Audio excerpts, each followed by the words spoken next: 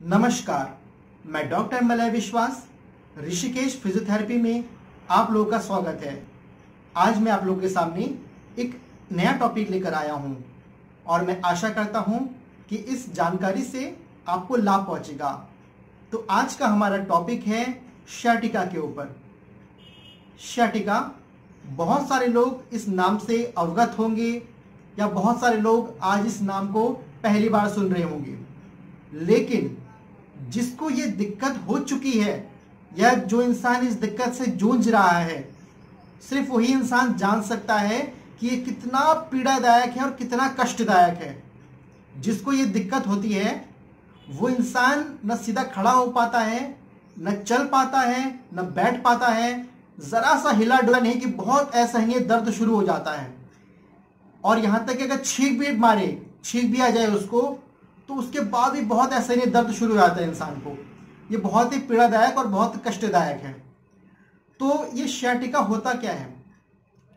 हमारे कमर से लेकर एक नस निकलती है जो कूल्हे से होते हुए पूरे हमारे नीचे पांव तक जाती है, तो उसको sciatic नस बोलते हैं। तो किसी भी कारणवश अगर वो नस कहीं पे दब जाती है, उसकी वजह से पूरे कमर से लेकर पैर में असहनीय दर्द, झंझनाहट, सुन्नपन, ये सब चीजें दिक्कत शुरू हो जाती है पैरों में, तो उसको sciatica बोलते हैं। अब ये जो नस दबती है, किन कारणों से नस दबती है?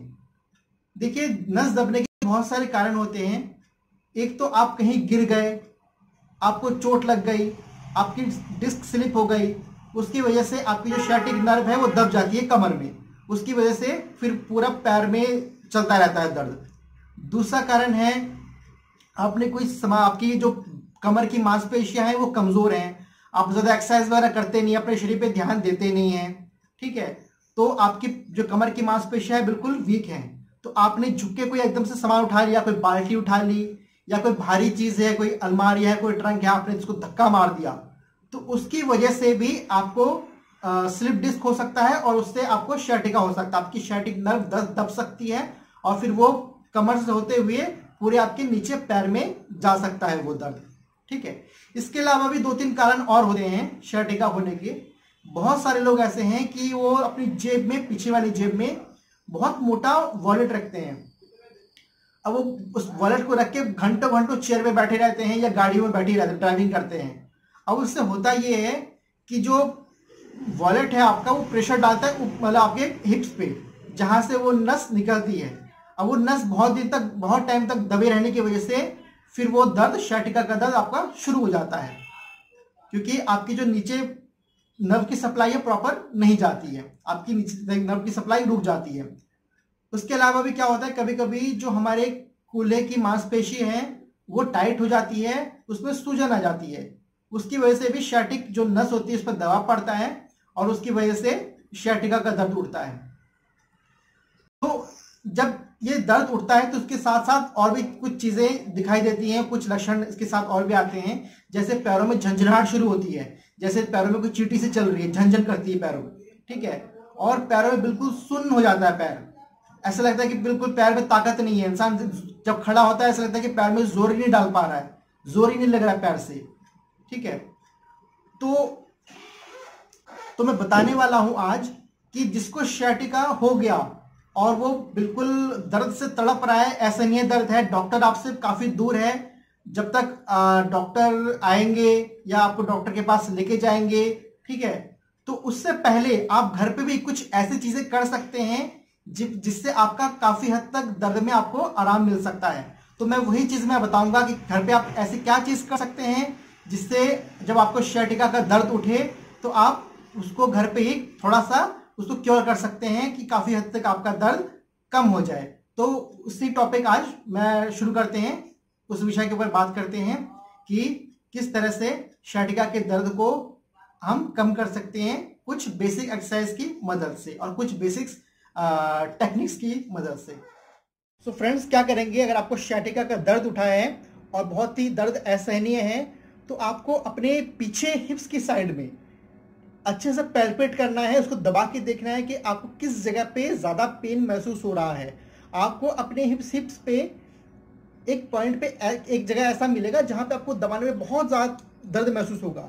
तो वहां पे क्या करना है, आपको अपने सारी उंगलियों को इस तरह से मिला लीजिए और आपको उस पॉइंट पे रख के और इस तरह से 20 बार घुमाना है दबा के उसको, ठीक है। और 20 बार उल्टी तरफ घुमाना है। एक बार इस तरफ घुमाइए और फिर दूसरी तरफ घुमाइए, 20 बार घुमाना है। उससे आपके दर्द में काफ़ी हद तक आराम मिल जाएगा। उसके बाद क्या कीजिए, आप इसमें बर्फ़ की सिकाई कर सकते हैं या गर्म सिकाई भी कर सकते हैं। बर्फ़ की सिकाई कैसे करेंगे, आपने कुछ आइस के टुकड़े लिए, उसको अपने पॉलीथीन में रैप भरा, उसको रैप किया अच्छे से, और उसके बाद आप 15 से 20 मिनट तक उसकी अच्छे से सिकाई कर सकते हैं। उससे आपको काफ़ी हद तक आराम मिलेगा। या फिर आपके पास अगर आइस नहीं है तो आप इस पर गर्म सिकाई भी कर सकते हैं। किसी बॉटल में गर्म पानी भर लीजिए और उसको पकड़ पकड़ के पूरे हिप्स की सिकाई कीजिए, जहाँ से आपका दर्द उठ रहा है, उससे भी आपको काफ़ी हद तक आराम मिलेगा, ठीक है।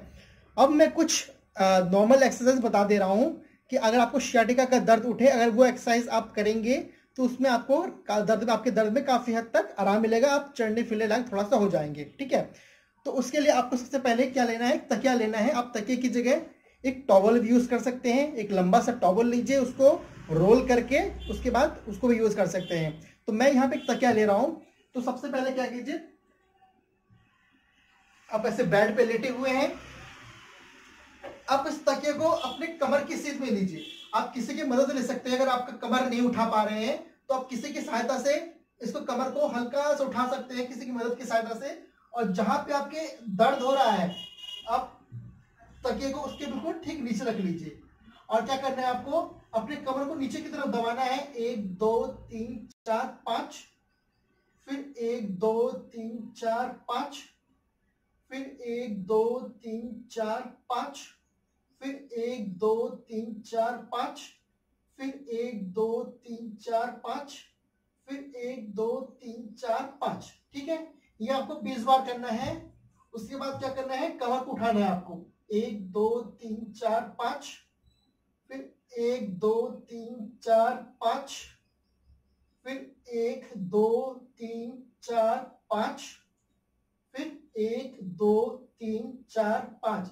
स्टार्टिंग में आपको 5 तक ही रोकना है। आप ज्यादा लंबा समय नहीं रोक पाएंगे क्योंकि आपके कमर में बहुत ज्यादा दर्द होगा।